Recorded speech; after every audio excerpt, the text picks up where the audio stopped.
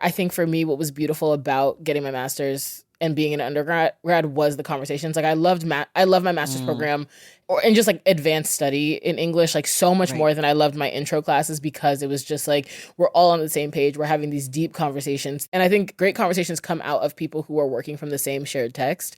There is so much to be said for really sitting with things that are complicated, or sitting with things that are deep or hard or complex in the company of other people.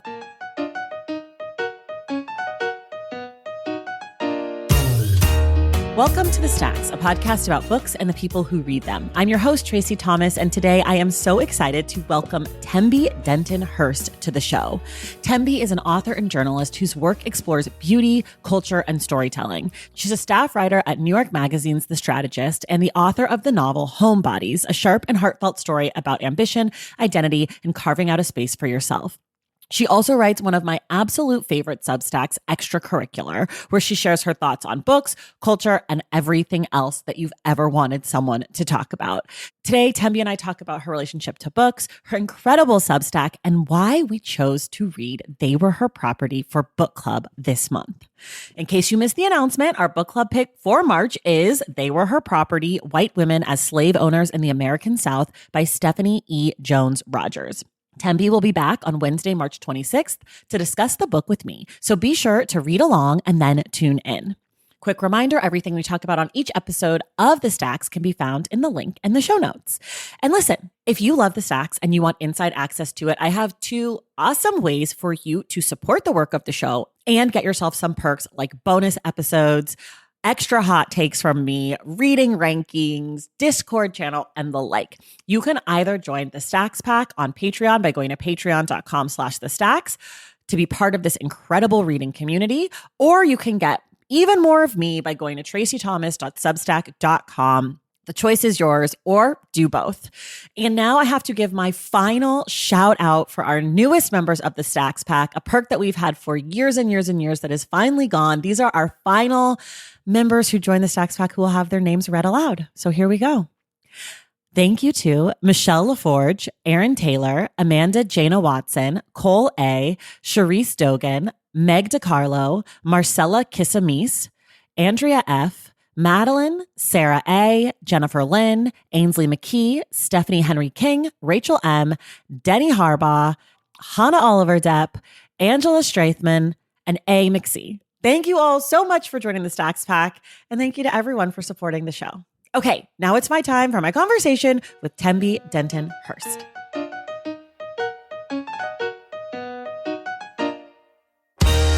All right, everybody. I'm so excited. I always say I'm excited, but today I'm really excited. I'm joined today by, don't tell anybody else, my favorite person on Substack, author, journalist, all around just like smart, wonderful human, Tembe Denton-Hurst, whose latest book, her debut book, came out in 2023. It's called Homebodies. It's a novel, which we're going to talk about. But before we get to that, Tembe, welcome to the Stacks. Hi, I'm so happy to be here. I'm so happy you're here. I'm just like such a fan, I really reached out like with big fangirl energy, and you were not scared of that. So I'm honored to have you. Yeah, no, I'm a big proponent of being a fan of people. Like, I am the biggest fangirl. When I love something, I'm like, don't be afraid to tell people that you love their stuff. Like, people need to hear that. I always need to hear it. I think that's right. I'm like, anytime someone tells me they like anything I do, I'm like, oh, me? Oh my God. Same. I'm like, oh my God, thank you so much. Okay, before we get into like your professional life, will you tell us just a little bit about like who you are, where you come from, and maybe just like a little sample of your relationship to books? Yeah, for sure. So my name is Tembe. I'm from 2 places. I'm both from Brooklyn and also from the DMV area. And I say that because I was born in New York, raised in New York, but then my dad lives in DC. And so it was like a lot of back and forth weekends, long weekends, summer spent in DC, like going to, the free DC free public camps, over the summers and things like that. And then I moved to DC when I was 13. And so I did high school there. And so I really feel like I have this kind of double, like, citizenship of both places. I'm very attached to both. Can you pick a favorite? No. I think my favorite is DC. And the reason why I say that is because DC is just extremely black. And New York is very black too, but black in a different way. And also, I think because of the gentrification of Brooklyn, I have a harder time. And DC's been is gentrified as well and like has its own thing. But I think I have a harder time with New York. And also because I was born here, raised here, I feel like it just feels like home. You know what I mean? Like feel very neutral. I feel very neutral to New York in a way that I felt interesting, more attached. Like DC felt different to me than because you were like going there. Yeah. So I think that I always have this kind of affection for DC that I don't know. I'm very territorial and protective of being a New Yorker. But at the same time, I think because I am from here, I just feel kind of like, oh, I mean, it's whatever, you know? Yeah. Do you live in Brooklyn now? I'm in Queens. You're in Queens. Okay. And I love Queens. I love Queens. I'm a big Queens girl now. Now I'm like, because Brooklyn is cool, but like, I don't know. It's changed. I also feel like when you're from Brooklyn, you can say that like so like Brooklyn's cool, whatever, like so chill. Whereas like if you weren't from Brooklyn, you wouldn't be as like chill about it. Like if you had moved there, you'd be like Brooklyn's so cool. But like you've been there, done that. Like I'm from Oakland and I love Oakland. But whenever people are like, oh my God, the Bay Area, Oakland, and I'm like, yeah, like Oakland's cool. Like whatever. Like I can be chill about it in a way that like if I was visiting, I'd be like, oh my God, Oakland's amazing. No, yeah, exactly. I feel like it's very similar. I think, and also everybody I know who's like from Brooklyn is like trying to leave low key, or they just are there and they're like, oh, like it's not the same. Like I think that people who are from New York kind of all have the same. We all talk about it in a similar way. Yeah, I mean, unless we're talking to people from the Bronx, in which case it's Brooklyn forever. Like it's on site, okay? Yeah, we're not saying anything bad about Brooklyn to those guys. Oh, absolutely not. Yeah, no. Like then I'm Brooklyn's biggest fan. I'm like, yeah, I never go to the Bronx. What are you talking about? Like,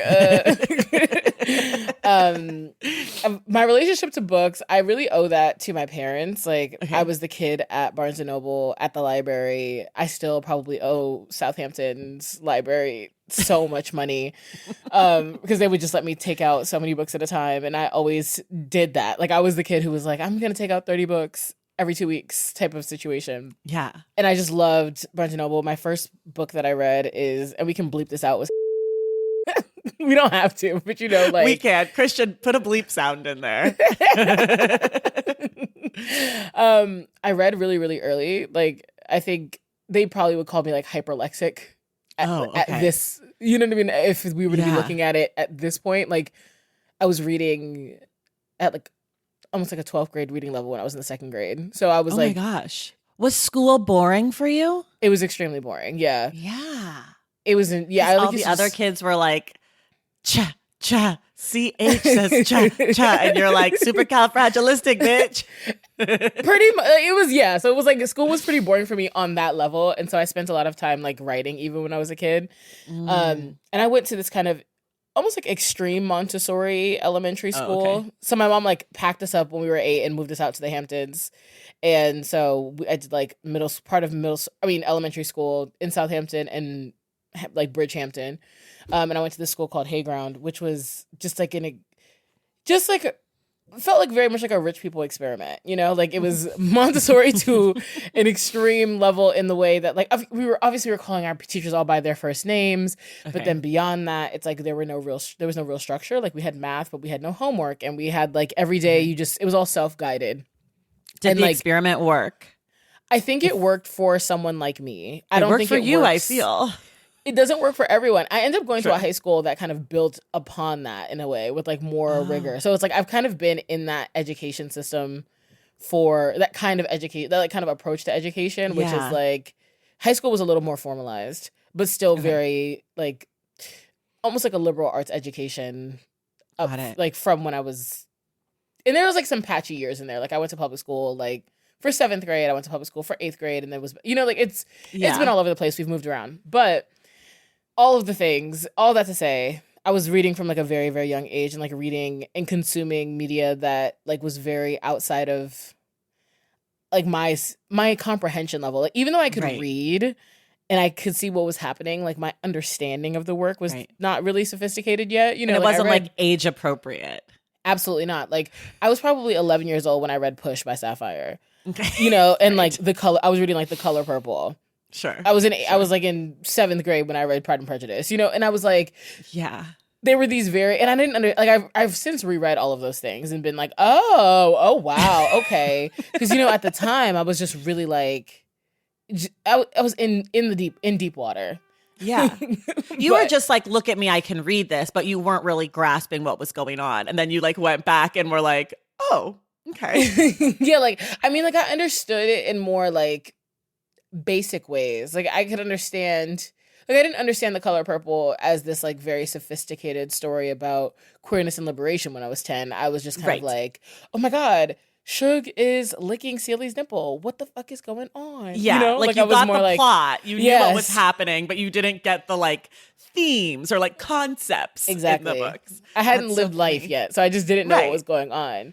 Well, I read it in Um, high school and I was just like, oh, are they lesbians? Do you know what I mean? Like I like so I think it takes a while to like understand, like it does take life to yes. understand a lot of these adult books that like they make you read when you're young. It's like, well, I don't know, like they're hooking up. That's what I got.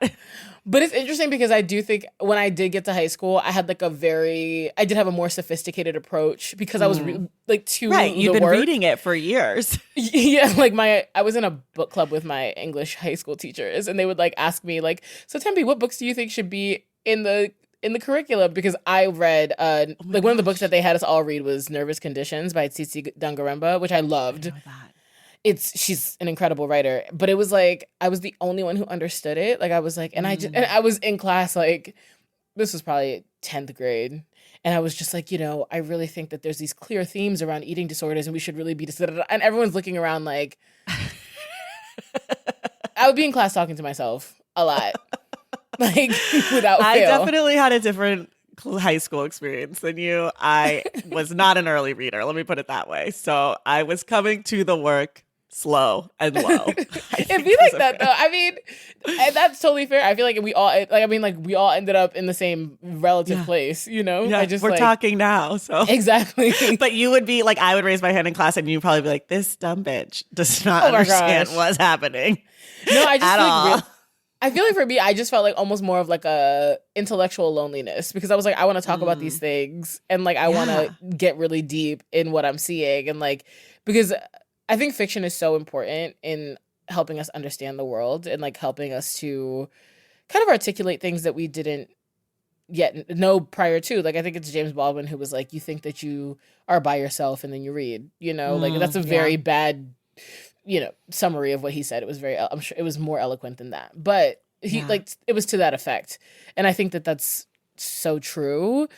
Um, I, I really do think that I like every time I've seen myself on the page, I think I've been kind of bowled over by the fact that that's possible. Like, Yeah. it's just like really it creates this really great connective tissue and also reading black writers for me gave me heritage in a way that I Right. thought was really important like in a ways that I find really important still. It's like knowing that you have lineage both fictive and real is so important. And Yes. so like I still remember being in college and reading Here Comes the Sun by Nicole Dennis Benn and just being like Mm. bowled over because I'm Jamaican and so well Jamaican and black. My dad is black, my mom's Jamaican, but that's neither here nor there. But like seeing black queer Jamaican people, like a black lesbian Jamaican Right. woman, was like very different because homosexuality was not something that we were like. They were not like, oh yeah, that's great. Like we love that for Right. you. Right. Yeah, books have changed my life in so many ways. Do you remember the first time you saw yourself on the page where you were like, oh, hello? I think it's hard to say. My first instinct, even though I know that it's probably not true, is Their Eyes Were Watching God by Zora Neale Hurston. I read that book when I was in 11th grade. That like blew my whole world open. I Okay. was just like, oh, like this is different. I think what I loved about what Zora did and was doing was just like writing about this wild woman who is like Mhm. finding herself. And I think I really identified with that in 11th grade because I was finding myself. Right. And just, I don't know, I think I was just kind of like resisting a lot of the ways that like black women are viewed. You know, like I was Yeah. black, I'm fat, I'm all of the things in this like very white environment and in which there is no like real language around my experience. And Mhm. not that Their Eyes Were Watching God was like mapping on that one to one, but it was just like this is a woman who is like navigating all of these places and spaces in a way that's like fairly fearless and not Right. without its own heartbreak and not without her own emotions. And she doesn't like escape the ups and downs of life, but she like survives in a way. Yeah. And I don't know, I thought that there was something really beautiful about that. And so, yeah, Janie is she's an important character to me. I love that. I want to ask you about a project or a thing that you wrote on Substack that sort of is how this all Yes. got kicked off. Is you wrote a piece in January on Inauguration Day called A Book List for Precedented Times. Mm-hmm. And you talked, and I'm going to have you talk about it more, but you shared a bunch of books that you're planning to read in the immediate future because you think that they're going to help your understanding in one way or another about Mm-hmm. gesticulates widely. I want to know sort of like where this idea came to, like why you felt it was important to put this list together. And also I want you to talk a little bit about the reading these books like in community and the sort of invitation that you extended to Mm-hmm. your subs about these books. And for people who are like, how did this lead to this conversation? I commented on Tembe's work and was like, I would love to read They Were Her Property with you, just like as like strangers on the internet together. And then I was like, wait, we should do it for book club for Women's History Month, like real trolls. Mm-hmm. And so that's how this happened. Was I sort of like pitched Tembe on this. But yes, will you talk about sort of this piece and why you want to read in community these specific books or these book types of books? Yeah, I mean, a lot of people kind of make college sound useless at this point. They're like, oh, there's no point, you know? And I understand it. However, I think for me, what was beautiful about getting my master's and being an undergrad was the conversations. Like I love my master's Mm, program. It was, and just like advanced study in English, like so much right. more than I loved my intro classes because it was just like, we're all on the same page. We're having these deep conversations. Things are like jumping off from the work. We're stretching our brains. I would always leave class feeling like my skin was on fire. Like I would just feel like I was buzzing. Like I would feel like I was high. I was like, this is amazing. Like there's Mm, nothing better to me than good conversation. Like I really yeah. love it. And I think it's important for us to also have context. And I think great conversations come out of people who are working from the same shared text. Hmm. And there is so much to be said for really sitting with things that are complicated or sitting with things that are deep or hard or like complex in the company of other people, because Yeah. reading it alone is great, but it's kind of solitary. And Hmm. so I love doing things as a group. I can never do anything by myself. I'm always like, oh, can like, you know, the girl who always has someone go with her to the bathroom. That is me, Yes. but like for every single facet of my life, I'm like, we should do this together. You know, like we should do that together. Like I'm doing this thing. Do you want to come?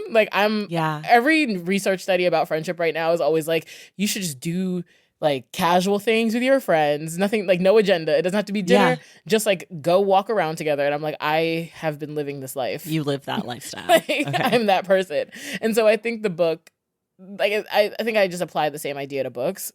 And Hmm. also I think it's good for people to read nonfiction together. Like I think a lot of Yeah. book clubs are very focused on, when we think about book club fiction, which is its own genre even, it Right. is very, you know, like it's a thriller or it's a deep a text about a historical fiction text, or it's something Right. about like someone in a distant place or whatever, and they're like, oh, let's talk about these themes. But I think a nonfiction book club is great for other reasons, especially when it comes to like contextualizing our moment. And I think in talking about They Were Her Property, I'm excited for us to read that together because it's we've reached a point, a high Yeah. water mark, if you will. I think that's And right. and I think that what I love about that book is that it is contextualizing white women's role in that moment in a way Hmm. that I think has often been, I think, obscured, Yeah. but in ways that are both intentional and collaborative Yeah. and also unintentional, because of, in some ways, unintentional because of like misogyny and the focus on like the Men. men. But Yeah. I mean, I think I'm just very struck by the fact that like what Martha Washington brought to her marriage was George Washington with slaves, and thinking about how like white women have always had human beings as currency, as their way through to navigate social Hmm. hierarchy. Like they didn't own land, they owned people. And I think That's right. for those conversations, like we need to be having those conversations. That's the Yeah. ancestry. And even if that's not the literal ancestry, like even if Right. they are not, you know, their family has not been here since the 1700s or the 1600s or whatever it is. It's like, this is the tradition you've been adopted into. Yes. And so it's this is what it's built on, regardless of if it's your family specifically or not. Absolutely. And so I'm excited for Women's History Month to be talking about that Me kind of too. history. But I think that those are things that like lead to conversations that are like, okay, like let's confront, let's discuss, let's ponder, let's draw connections between that kind of social violence and what we're seeing now. You know, I think it just really opens up a lot of those conversations in a really great way. Yeah, I'm really excited to talk about the book. It's been one that's sort of been on my list that I sort of have just like not wanted to read because I've been a little intimidated by it, even though I've only ever heard like amazing things about it. And I like to read academic texts. Like I read a few books, like, you know, like serious academic books every once in a while. But for some reason, this one, I have it in hardcover. So I've owned it since it came out. But I'm like too scared to read it. So I'm so excited we're going to do that. And I love this sort of project that you've opened up to all of us, because I obviously, as a person who talks about books with other people for their work, I couldn't agree more. And one of the things that I think is special about our book club is that we do read serious nonfiction books. Like we do read history.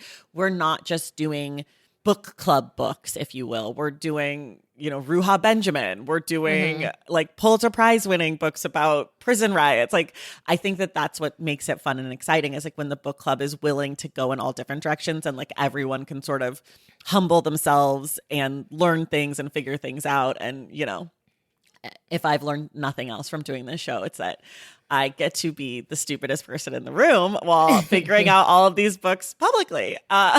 Which when someone sends me an email, it's like, oh yeah, Tracy, actually it was this. I'm like, oh, okay, thanks. Yeah, I mean, I one thing I'm excited about, and I'm hoping that is like something that is becoming more, I hate the word normalized, but becomes more commonplace, is intellectual curiosity and like being curious out loud and being wrong out loud. My favorite thing to say is that perfectionism is a tenet of white supremacy. And so because that's the case, like the idea that we have to be perfect or we have to know everything on the first go, I think really stops people from ever even approaching doing something difficult, doing something hard. Like, reading something that feels outside of the bounds of their understanding. So, I mean, I'm also doing this like Black Marxism read along in the newsletter on Extracurricular. Right. And I'm like, this is hard. Like I was telling people, I'm like, I read it 3 times. So if you need to read it 3 times, that's totally fine. I was like, if you need to read it a 4th time, a 5th time, whatever, you know? And I'm like, if you're like, this is what I think it means, even if it doesn't mean that, like, that's fine. I think people are kind of afraid to like learn and fail and whatever, and I'm like, those are things that we shouldn't be afraid of. Those are things we should welcome, because you're expanding your understanding. You know, I'm like, I love to be wrong, you know, like I mean, not really, I'm a Virgo, but you know, like, but I'm always like, if one day, God forbid, knock on wood, someone's like, Tembe, you said this thing and it was very offensive for this reason, I'm like, oh, I'm totally open to that, because I cannot pretend to be the most who, you know. And I think that some people are like afraid to read or engage or have certain conversations because they're afraid to be wrong. But I think that if you're in community with people who are like, everyone's there in good faith, everyone is there to be intellectually curious, I think it can be I think it can kind of radiate outward into other conversations and into other facets of life where people are open to asking more questions and open to being wrong. Yeah. I want to stay on curiosity for a second, because you just launched a new project, a podcast called Silly, short for syllabus, but also maybe like a little bit of silly vibes. Yes. With a friend. And one of the things that you all say is like, it's a place for curiosity and criticism, or like critique and curiosity. And I mean, things that speak to my soul, critique and curiosity. I feel like those are like those are the 2 tenets of my life, plus being silly. So I was like, I listened to the first episode. There's only one out so far. It's coming out every other week, but I'm so excited about it. And I want you to tell our listeners here about it, because I know they are going to, I mean, it was already thrown in our Discord the day it came out. Someone already put it in the Discord. And I was literally like, well, I've already listened to it, so I would beat to it. I didn't want to tell you guys about it yet. I'm so excited. But will you tell us a little bit about Silly and like why y'all want to do it and what you hope it's going to be? Yeah, so and BA and I are like we're friendly. Like we were just Instagram friends, and I like came to like when Homebodies came out, like they asked me to like she was doing a book club situation, and she was like, "Oh, Uh-huh. come talk to us." And so then from then we just kind of stayed connected. Then she has a podcast. She launched one called She's like a Unbound. podcast producer, right? She is, yeah. Like she's Yeah. producing all the cool Black girl podcasts, but she has her own podcast also called Unbound. And so she had me on there so we could talk about homebodies. And then we just went on a book. We went on a book date, and so like we've just kind of like been in each other's orbit for a bit. And then we just started like. You know, sometimes when you just like take the top off something and then now suddenly you guys talk all the time, Yeah. that sort of became our relationship where we would just be like riffing and going back and forth. And I was like, we were just doing all these voice notes and I was like, wait, we just need a podcast. Like, what are we? And I'm like joking because I'm like, whatever. And we are like, no, let's do it. And so I was like, what do you think about silly for the name? And she was like, I was like, silly as in syllabus. And she was like, I love that. And then like the Love. curious and the critical thing kind of came beyond that. And so our big idea with it was like looking at, we have these things called primary texts that we're like working out the format, but the plan is that we're like doing these things. We're taking these two texts that we're bringing to each other that in some ways are like disparate ideas and are like rooted in, it could be a book, it could be a meme, it could be a TikTok, it could be like kind of just like some piece of media that we're seeing that like speaks back to this bigger idea or like sparks an idea, like some concept within us. And then having the conversations about where what we are bringing to each other overlap and intersect, because I think that we all are engaging with media in various ways. And I think if you are curious and critical and a little bit silly, it all comes back to each other. Like I can connect probably anything to white supremacy if you give me 5 minutes and a whiteboard. I will draw, I will create the dots for you. And so but like and so we're always kind of adding things to our framework. And so we were like, nothing is off limits as far as what can spark a thought. So like our next episode is like on All Fours by Miranda July, for example. But like, and not the book, and the book itself, whatever, fine. But like thinking more so about, what this is saying about white womanhood. Like we think some like about how like whatever the medium is speaks back to the bigger concept, because I think other people think like that, and like that's kind of that's reflective of the conversations that we're having with each other over voice note, but the conversations I'm having with my other friends, which is we're always thinking really critically. It is always that deep for us, and so we kind of wanted to turn those conversations outward. I love it. And you wrote that great thing about All Fours being like a Western in your Substack. Like I can't I'm going to keep referencing your Substack like a stalker fan, but if you're not subscribed to Extracurricular, you guys, what are you even doing? Like, I don't know how to tell you what to do, because I've been trying to tell you to subscribe for like since I started my Substack. So like, you need to subscribe. You're like, like I'm always tagging your shit and Substack. I love being that. Like, please read that. Okay, I can't believe we've gotten this far and not talked about your book. So we're going to talk about Homebodies quickly. It's a novel. It's about a Black woman who works in media, and she is, we won't spoil anything, but this is so early and it's on the Black back flap. So whatever. She's let go from her job, and it basically shakes up her whole life with her partner. And she's sort of a mess. She does things that are not advisable, I think, for some Not people, advisable. but like we all have to live our own lives. I want to know, because I know you so much from like your nonfiction writing, that I remember when this book came out, I was really surprised that it was a novel. I just assumed it was a memoir, because I was like, oh, well, Tembe writes like criticism and journalism, and she like is talking about culture. So I want to know why you just felt like you had to start here. It's such an interesting choice to me.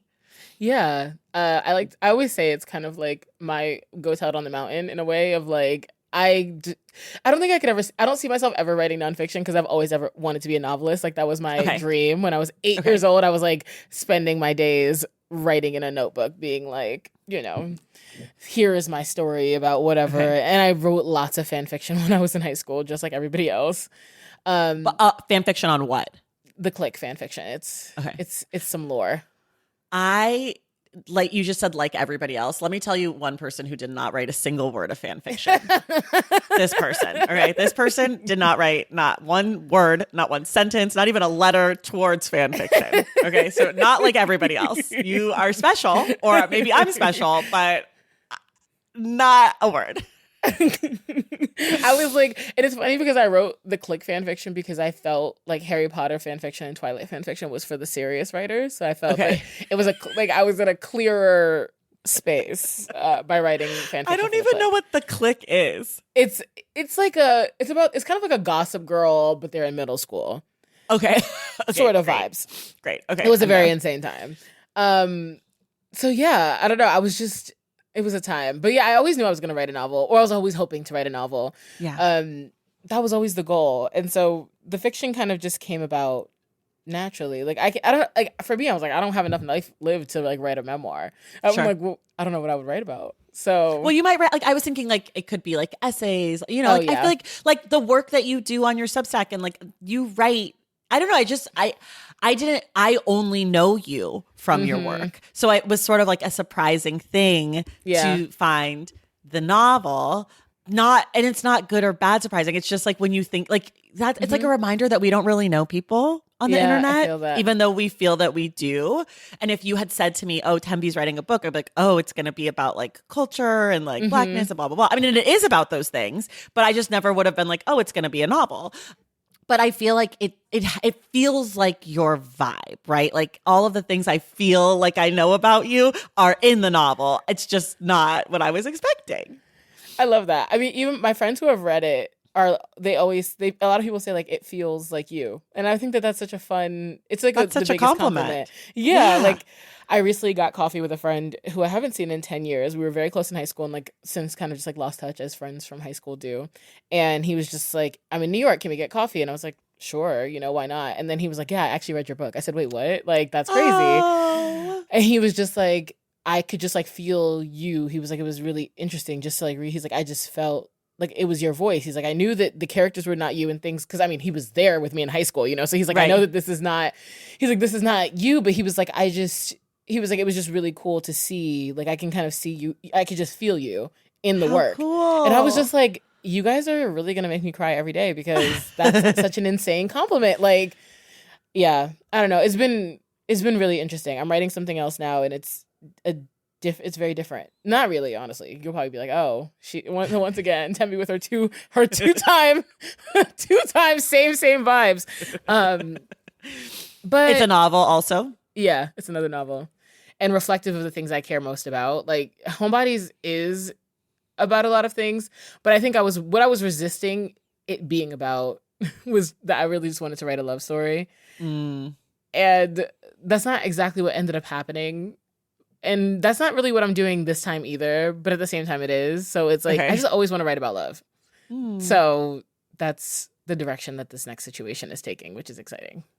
Okay, I'm very excited. This is a good teaser for all of us. We will wait however long it takes you, no rush, but we will be ready for your take on Love Story again. Okay, we're going to take a quick break and we'll be right back. Valentine's Day is upon us and I've got love on the brain. Love for books, duh, of course. Hello. Did you forget what podcast you're listening to? I love bringing you all great reads, exclusive author interviews, and behind the scenes book gossip. But I can only do that with your support over on Patreon and Substack.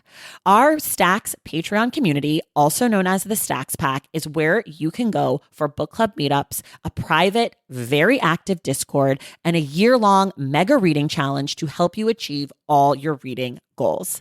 Plus, you also get that monthly bonus episode. Now, over on the Substack, you can subscribe to my newsletter, Unstacked, where I keep the book conversations going. I also give you a healthy dose of sports and pop culture, definitely some hot takes happening over there. And again, that bonus episode. If you don't have a few dollars to spare, don't worry. There are free options on the Substack and the Patreon to get you a little extra Stacks magic. Making this podcast is a total team effort, and by supporting my Patreon and my Substack, you allow me to support my amazing team that makes the show possible every single week. So if you or your friends are looking to meet other book lovers and support this indie podcast, come hang out with me on Patreon, Substack, or both. I would love to have you. And since we're talking about love, you can gift subscriptions to the Patreon and the Substack for that special reader in your life.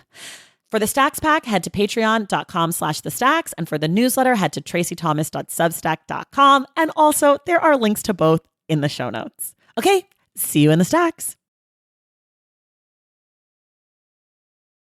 Okay, we're back, and we do this every month. It's called Ask the Stacks, where someone has written in looking for a book recommendation. I'm going to read you what they said, and then you're going to come up with at least one book. Ooh. I've got 3, but I've got to be honest, this was the hardest one I've ever done. This one, I struggled with this one. I don't think it'll be hard for you, actually. I think that you are going to have better recommendations than me. But if you are at home listening and you want to have a book recommendation for you from me and a guest, email askthestacks@thestackspodcast.com. Okay, this one says, hello, Tracy and guest. I'm a big fan of the podcast and was hoping to get some book recommendations for my upcoming trip to Europe. My sibling and I will be going to Paris, then taking the train across Germany to Berlin. And I'm trying to find something to read that will evoke the right adventurous, out of our comfort zone, joy and reflection the trip brings. Maybe something set in the areas we will be traveling or something that centers around a trip. It also is the only time we've ever traveled this far together without our parents. So we are bringing while we're still young and our late 20s attitude to the trip that might be a good theme for one of the books I bring. As far as genres go, I think literary or historical fiction or memoir is what I'm looking for, but I'm open to others. Some books I've read recently and liked are Martyr by Kaveh Akbar, Giovanni's Room by James Baldwin, Greta and Valden by Rebecca K. Riley, and Butter by Asako Yuzuki. Hope the information is useful and not me rambling. Where I've tried to search books set in Germany or books about travel, none of them strike the right tone. So your recommendations are greatly appreciated. Wow. Thank this is you. Hard. It's hard. It's hard because one, I just went to Germany and I read books about Germany, but I read intense nonfiction about the Holocaust and the Berlin Wall, which just doesn't sound like what you want. No. Like literally when I travel, I am reading like books about history about this place. Like I am digging in deep. Like the book I read was literally called The Holocaust, an Unfinished History. Like it was like, it's black with white writing. Like it was like, no, it's babe, serious. We're going there. They said lock in. Yeah, they said historical text research. So I actually did a lot of Googling for you. I pulled 3 books, two of which I've read, and then 2 were the ones that sounded the most like what you wanted, one from a Parisian and one from a German recommendation. So that's what I've come to. I hope you like it. So my first 2 that I've read are Anna K and Anna K Away by Jenny Lee, which are the retellings of Anna Karenina, Gossip Girl, Crazy Rich Asian style. And what I'm pulling on here is in Anna K, it's set in New York City, but in Anna K Away, she goes on a trip to Korea. She's traveling around on a train. It's a lot of while we're still young party vibes, also travel vibes. And also it's a fun, easy book. So if you are traveling and just getting a few pages here and there, you're not going to feel like I can't go out and explore the Louvre with my sibling. Like it's a book you can kind of put down and enjoy. So that's my personal recommendation. Then I went with The Margot Affair by Sinead Lemoine, which is about a French girl who is about 17, I believe, and she's born into an affair. Like her parents were having an affair. So she's the illegitimate child, and she takes her story to a journalist in Paris. There are more of those than you think. More of those stories or more of those books? More of those people. More of those children than you think. Yes, there's a lot of those children. Some perhaps in my own family. I'm not exactly sure, but I can't rule it out. So that's a book that's supposed to be sort of juicy and fun. And then my Germany pick is, this book is a lot older. I think this author has passed away, and it's called Every Man Dies Alone by Hans Fallada. And it's sort of a sad story of Nazi resistance in Berlin from a couple who is resisting the Nazis. The book was written, I think, in the 50s, but didn't get published for decades. And so it's one of these contemporaneous fictional texts about Nazi Germany. That's where I would start. But again, this is for you. So we'll see. I've Tembe, not. did you come up with anything? Yes, I've not read this Okay. book yet, but I would say Good Girl by Aria Aber, which is Ooh, about okay. like a girl who's like partying in Germany and Okay. she's Iranian and like vibing out. So I feel like that's the first thing that came to mind. Okay. Yeah, that was like my first thought. My other thought, because train travel, Okay. though a much less beautiful in its own way, much less party girl vibe, is The Sun Also Rises by Ernest Hemingway, Oh, okay. Okay. which is about train travel. But there's a lot of train travel, and it's just vibey. Like you feel like you're Okay. in there. You feel like you're there. So that's like my Okay. contemporary, and then like my old school pick. I was like looking at my bookshelves while we were talking about this, and I'm like, what do I even have over here? Yeah. And I don't even think I've read anything set in Germany, child. I'm like, I haven't, yeah, I lots mean, of I not that. that was a real hard one for me. So Sarah, if you read any of those books, let us know how we did. And anyone who wants recommendation, email askthestacks@thestackspodcast.com. Okay, Tembe, we're back to you. 2 books you love, 1 book you hate. This is hard because I'm just gonna say Martyr because that was like my recent love and fave. That's Fine, great. whatever. We Cave, love Martyr. I'm hand selling. I'm hand selling that Same. book. I'm Pushing it into people's hands. every Definitely. time I go on a book date, I've bought at least 8 copies for other people. It's really like I'm basically a small bookseller at this point, like an independent bookseller. If they have of those. specifically Martyr. Of specifically Martyr. I really loved that book. I think it's playful and like also just really just dealing with these really big themes in a very beautiful Yeah, way. The writing is insane. Just like the the command of writing. language is insane. It's all just so wild. I mean, I think it's like it demoralizes me. It's so good. And that's when I know that Mm, something is really good. If I've read it and been like, you know what, it's time to hang it up. I'm gonna yeah, put like my I can jersey on the never write rafters. again.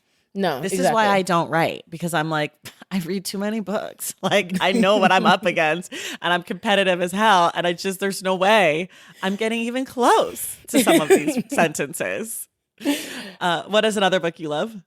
Another book I love has to be, I would say I really love Erasure by Percival Everett. It's one of the best books Mm, I've ever read. I don't think that anything really has compared to that before or since. I think that it's one of those books that is just so precise mhm. and knows exactly what it wants to say and has full control of the narrative and does not leave a stone unturned, but without like being didactic in any way. And I thought that it Yeah. was just this really beautiful. It deals with class in a way that I rarely seen represented in Black stories. I think it Yes. deals with, and it's very precise. Like I think even it being located in DC and like all of the everything about it just feels so specific. Mhm. It's aspirational and also equally demoralizing. I'm like, damn, Yeah. Percival, like foot on my neck. Thank you so much. Like that's crazy. Did you It's see one. the movie? I did. So that I wrote about some I wrote about it for extracurricular about how I think the movie was a really poor copy of the book and that it was like not, it makes the book seem like a lot less brilliant than it is. And Yeah. the book is quite literally one of it's a classic. Like it's one of those books that I'm like, oh, Yeah. everybody should be reading this. Yeah. So every Black person should be reading this because Yeah. it talks about I think a lot about Spivak's essay about like can the subaltern speak, and specifically within that essay the notion of the native informant and this Mm, idea of within the subaltern group of like natives looking at the people who choose to become like essentially class, like engage in class migration by yeah. way of translating their people, like the customs and things Mm, like that, in like for the ruling class and for the elite right. who in that in like what Spivak is talking about is like the British essentially. So it's like there's also like a racial, it's like not only a class component but a racial component, and I think about that a lot being a writer and being a journalist and writing about Black things, but also existing in and working in white spaces and Right. having to always be mindful of like the goal is never to be a native informant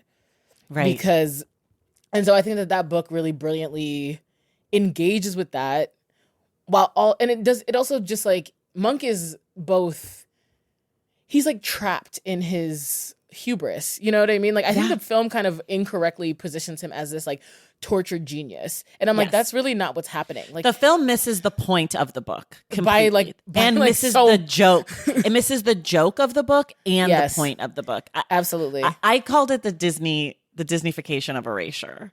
Exactly. Like, because it's just like so the movie's just so clean. I was just like, you missed it.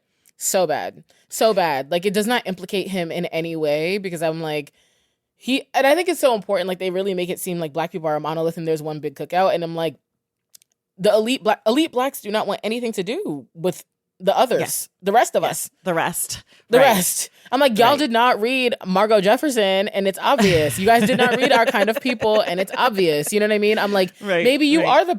are the families in Our Kind of People, because if this is like, if I just thought it was such an interesting, like, it was so deeply sympathetic to Monk in a way that I felt was just like disingenuous for like what the point of the work is. And I think Yes. we don't see enough books about class. We don't see enough books about, you know, the inner workings of the Black community and like those stratifications. Yeah, I don't know. I was just like, oh, okay. Like, I was like, a rich person had to have made this, because there's not like, you know what I mean? It's like, it's not clear-eyed in the way that Erasure was. So yeah, I didn't like the book. I didn't like the movie, but I loved the book. I'm still in awe of the book. It's one of those things where I'm like, I need to go back and read it again just to like understand its construction. You know, because I think it was so like smooth. Yeah. Very we did rarely- it for a book club last year, and it was definitely a favorite. It's so good. Like, very rarely do I think of books as a perfect book, but that to me is a perfect book. I could not think of a thing that I would do differently. Or like, I mean, I just left. I was like, oh, well, you know, hey. Okay, wait, one more book that I love. Okay, you can do one more. Training School for Negro Girls by Camille Acker. It is one I of don't know that. It's so good. It's like a collection of short stories set in DC, and it's about Black women and girls in DC. And it's just really good. She's a great writer. I'm waiting for her next book. Like, the second that it hits, I see any like whisper of information about it, I'm all over it. I just really loved it. I think that the short stories are just really, really good. Like, she's just really talented. All of the characters feel very alive. Maybe I feel that way because of my connection to DC, but I just really love it. A book I hate, and I feel very brave in saying this, is Such a Fun Age by Kylie Reid. Okay. I want you to say more. I'm being brave. Okay, go ahead. Say more, because I did not love Such a Fun Age to the point that I almost didn't read the second book. And then I really liked the second book, like, a lot. You know, it's interesting. And the reason why I feel brave about saying that, because I don't like to say, I don't talk, like, I don't like talking about, there's books that I just really don't like, right? Like, I'm like, this was pointless, this was empty. The reason why I didn't like Such a Fun Age, and I've been sitting with my dislike of Such a Fun Age since it came out. Right. And now, on the other side, like some years on with some distance from the book, I can talk about it in a way that feels critical but not cruel, if that makes sense. Yes. Because I think that Such a Fun Age is not for Black people, and we have to remember that. Mm-hmm. That's the only way. I had to look at it and say, this is not for me. This is not for us. Mm-hmm. It was positioned that way, which I don't think is Kylie's fault. Having been through the publishing machine, I understand how marketing is not necessarily always in line with the author's intention. Yeah. I'm saying I hate it. I don't hate it as much. Like, now that I understand it, or I've reframed it differently, I don't know that I hate it. I still don't love it, but I understand now, and I understand this more what it's trying to do. Where I kind of, I think of it as like Gatsbyan in its approach. Oh. Yeah, like I look at it and think to me, it's most similar to The Great Gatsby in that it is this like taxonomy of white liberal attitudes toward Black people. Yes, and it's really focusing in on, you know, the psychology of white people, how they see themselves, and what happens when a Black woman is just like in that is very like caught up, entangled in that orbit, and in some ways is detached from her personhood as a result. Yeah. I think where I took a lot of issue with it was that like Amira is a collection of stereotypes. I don't think that she's not a Black woman that I would recognize or admire. personally. I had Right. a lot of issues with Amira as a character because I just felt that like, and it's not to say that like black people have to be ambitious to matter. Like I actually I'm a Right. big fan of black mediocrity. But she went beyond mediocrity and was like there were moments when she would say things like, you know, I don't know what I'm good at aside from caring for this girl. I don't know. You Mm, know, she was so leaning into the mammy characterization yeah. to a level that I was like it was interesting. I'm like, I didn't sense like the spirit of resistance in the way that I was Right. wanting, you Right. know, Right. Right. like, especially when I read it, I was like, oh, this is really fascinating. Like, this is, you know, I'm like, I'm seeing this, but I just felt like that interiority didn't extend to Amira, which when you're told that a book is for you, and then the Mm, book is like, the character in some ways feels like a betrayal of, she doesn't feel known to you in any way. right. You know, I was upset by that. But I think many years out from reading it, I now understand. Like I look at it differently. I was like, oh, okay, Yeah. I've chosen to think that Amira as a character is intentionally like that. Yeah. Interesting. I did not care for that book for different reasons. Well, similar reasons, but also just like I thought that it lost steam. Like I just thought that it Oh, like fair, fair, really fair. fizzled. Like it I started mean, off so strong and then I was just like, are we done? I feel like we're done. um I would be so interested to hear what you think of the second book because I thought the second book was better and but I do think the thing that Kylie Reid does is that she writes about white people. Like she is writing about whiteness. She is not writing about blackness. Even when there are black characters, they are like a lens through which to see white people. and that's what, and that, yeah, and like when I started to understand the work as doing that, that's when I was like, oh, it's like Gatsby, like Yeah. where we have the Nick character, and he's there for the function of showing Being our us, eyes. Yeah. being Showing the us this other eyes. thing. Yeah, and so you know, I did not see myself on the page. That's fair. Okay. What are you currently reading? I'm reading Sula. Ooh. Ugh. Yeah, ciao. How many times have you read it? This is my first time, which I know is This is your crazy. first time. Yeah, Oh my I know, gosh. because that's always the question. Everyone's like, how many? Like everyone's on their like 7-3 read. No, I've only read it once, but I just know you were saying you've read so many of these books and like you're so well read. I Yeah. just, okay. When you finish, we did an episode with Britt Bennett about it. Oh, fun. Yeah, Yeah, I'm that was our reading. book club. Yeah.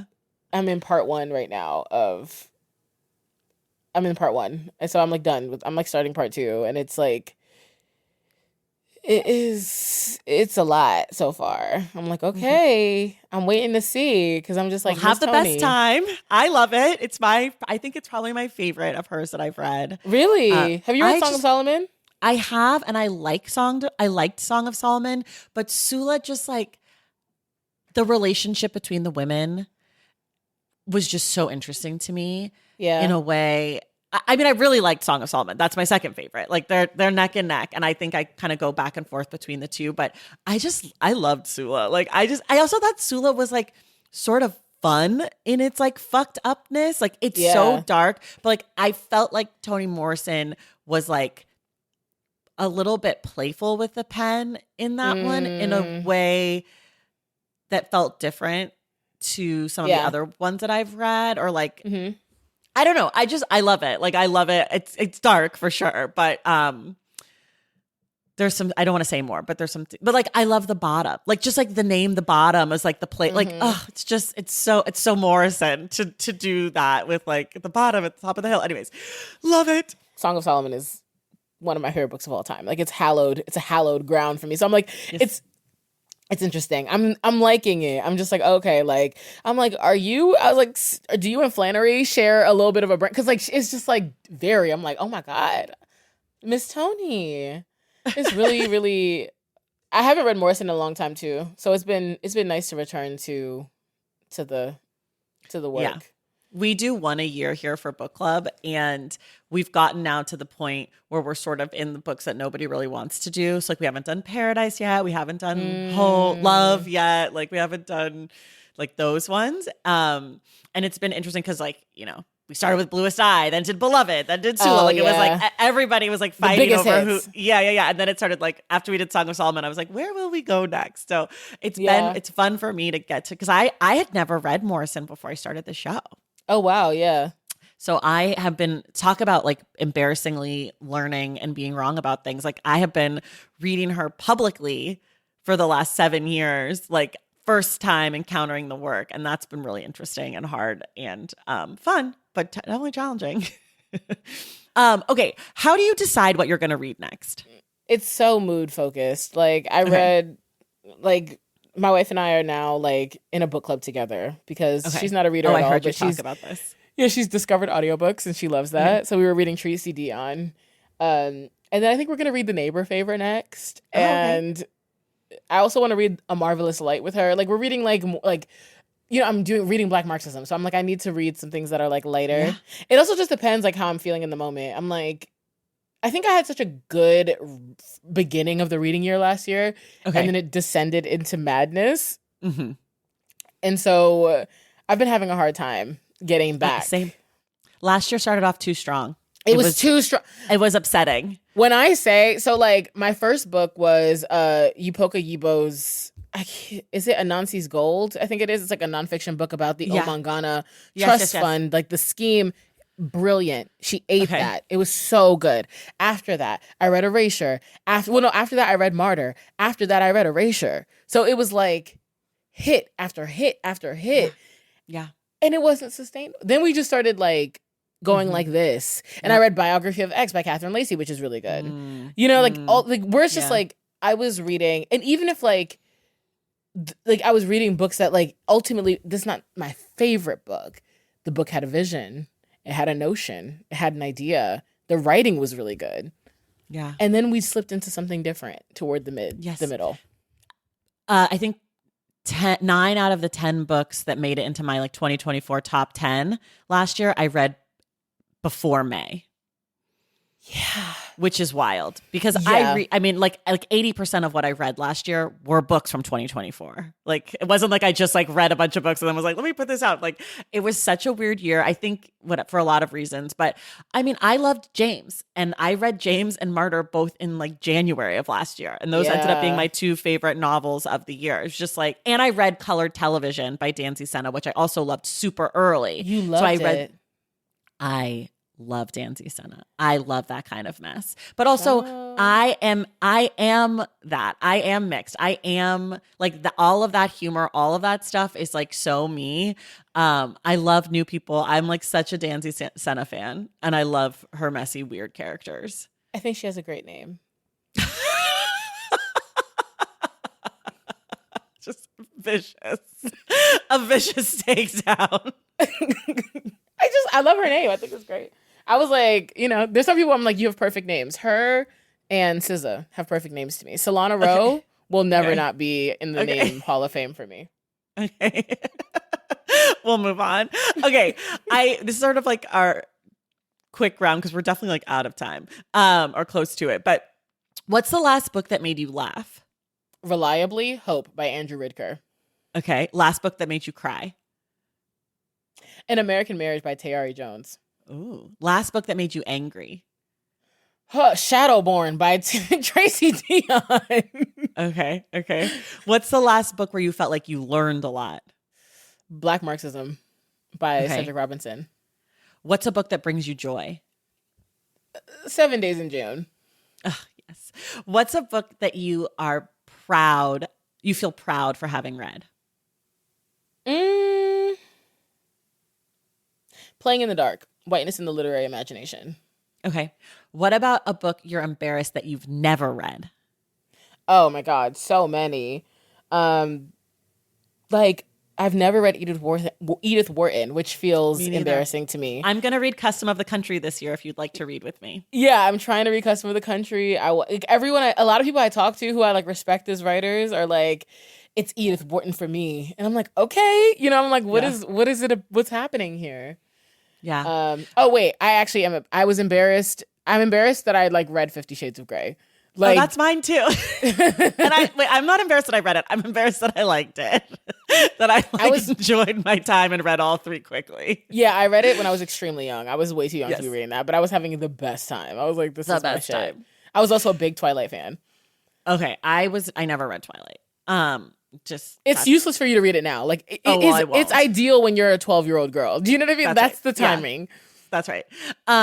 Is there any book that you think people would be surprised to know that you love? Maybe like Wellness by Nathan Hill or something like that. Like, okay. You know, there's all this like conversation right now about like, are white men becoming irrelevant in publishing? And I'm like, no, girl. I'm like, I buy a lot of white men's books. So do I. I'm like, when I go to McNally Jackson and I tally up them books, like if I'm reading new releases, I'm like, I can like go through and I'm like, that's by a white man. That's by a white man. I read a lot of books by white men, and you know, sometimes they do be cooking. So it is what it is. People were not happy with me, but last year, 2024, I was like, I read a lot of nonfiction, and I was like, it's a very good year for the white men. 2024 nonfiction was. White men said we will not be erased. They said we're still here. No, okay. I mean if this helps them get on their job, by all means. Do you know what I mean? Yeah. I'm like, if this pushes you to go book, bigger and beyonder, you know, just do more. I'm all for competition. That. That's right. Exactly. Like if this is gonna put the battery in their bag. Yes, let's go. I forgot to ask you this. How do you like to read? What is your ideal setting? Snacks and beverages? Is there a vibe? Is there a temperature? Are there accessories? Set the scene. Ideal reading situation, first thing in the morning, open my eyes, pick up a book. Okay. If it's a book that requires notation, then I'm going to have like my sticky notes, 2x2 specifically, bold colors. They have a primary color one, so it's like red and white and blue and green, and they're beautiful. They're a great shade. Specifically the Muji 0.38 pen or the Poppin gel pen. It's really good for those sticky notes. Okay. Then also the little sticky note flags, important to me for passages I want to remember. If it's a nonfiction book, I will write in it because of college, which broke the barrier of writing in books. I do not write in fiction books. Okay. So then if it's a nonfiction book, I will pull out a highlighter if necessary. Muji has great highlighters. Okay. And that is and then sometimes, like if I'm reading Black Marxism, I also have to have a notebook because I'm both reading and then I'm writing notes. Got it. And no snacks and beverages with your reading? No snacks and beverages. Although if I'm reading first thing in the morning, there probably will be a Celsius involved. Okay. Oh, okay. Turn I love up. Celsius. Good morning. I love Celsius. I love it so much. It's really, I was never a caffeine person. And then I've never had one. Don't do it. Don't start. I won't. It's like, you know, like people who do Jewel pods or whatever. It's not like addicting like that, but it's more like an energy drink. You know what I mean? It's embarrassing. I might as well be drinking a Monster.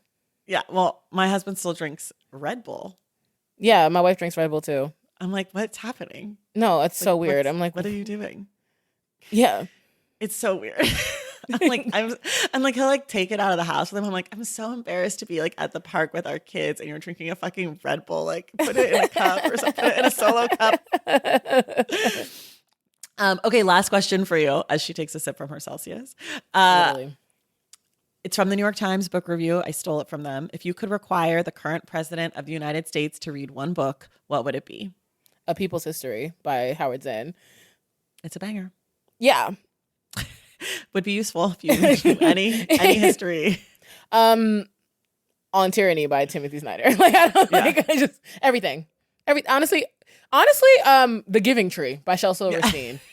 The Hungry Caterpillar. You know, Where the Wild Things are. Anything. Like literally anything.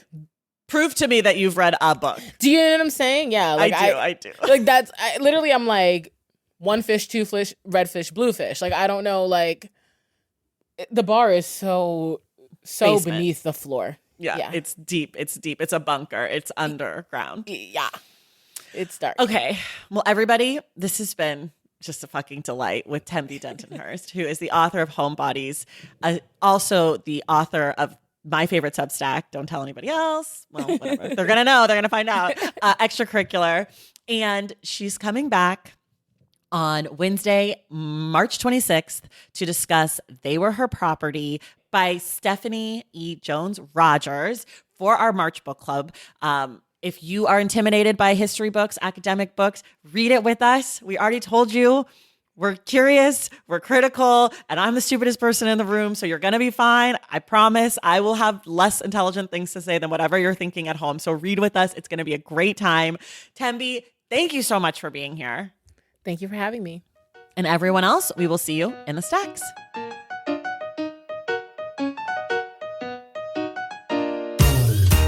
All right, y'all, that does it for us today. Thank you so much for listening. And thank you again to Tembe Denton-Hurst for joining the show. Don't forget, our book club pick for March is They Were Her Property by Stephanie E. Jones Rogers, which we will be discussing on Wednesday, March 26th with Tembe Denton-Hurst as our returning guest.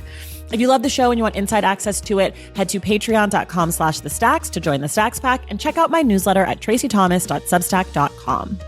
Make sure you're subscribed to The Stacks wherever you listen to your podcasts. And if you're listening through Apple Podcasts or Spotify, please leave us a rating and a review. For more from The Stacks, follow us on social media at The Stacks Pod on Instagram, Threads, and TikTok, and check out our website at thestackspodcast.com. This episode of The Stacks was edited by Christian Duenas with production assistance from Megan Caballero. Our graphic designer is Robin McCrite, and our theme music is from Tigirigis. The Stacks is created and produced by me, Tracy Thomas.